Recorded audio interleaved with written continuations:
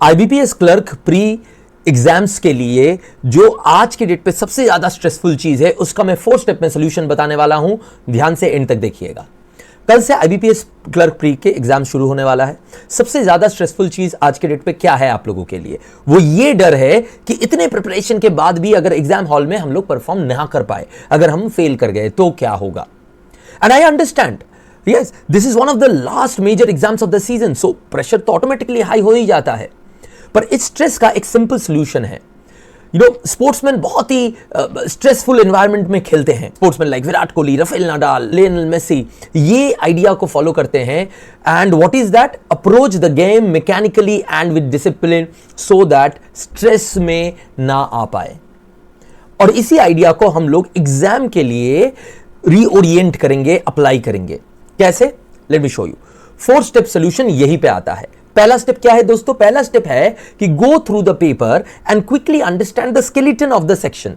जो भी सेक्शन आपका पहला आया है, सेकंड आया है, उसको पहले समझो कि किस तरह के क्वेश्चन, किस टाइप के क्वेश्चंस है उसमें, कैसे टाइप ऑफ क्वेश्चन आइडेंटिफाई करना है। ये मैंने मॉक एनालिसिस में बार बार आपको दिखाया है। इसी में स्टेप 2 आता है फिर कि इस अंडरस्टैंडिंग से कि आप कैसे कैसे क्वेश्चंस आया है, उन क्वेश्चंस को 3 प्रायोरिटी में डिवाइड कीजिए। Right, priority 1, 2, 3, just like what we did in mock analysis.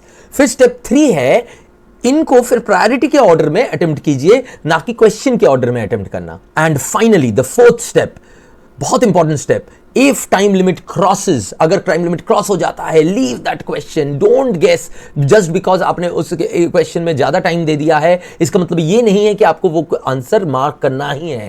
Right, जो टाइम निकल गया उसको छोड़ दीजिए, आगे वाले क्वेश्चंस में मूव कर जाइए। इससे आप नेगेटिव मार्किंग से बच जाओगे। बस इतना ही।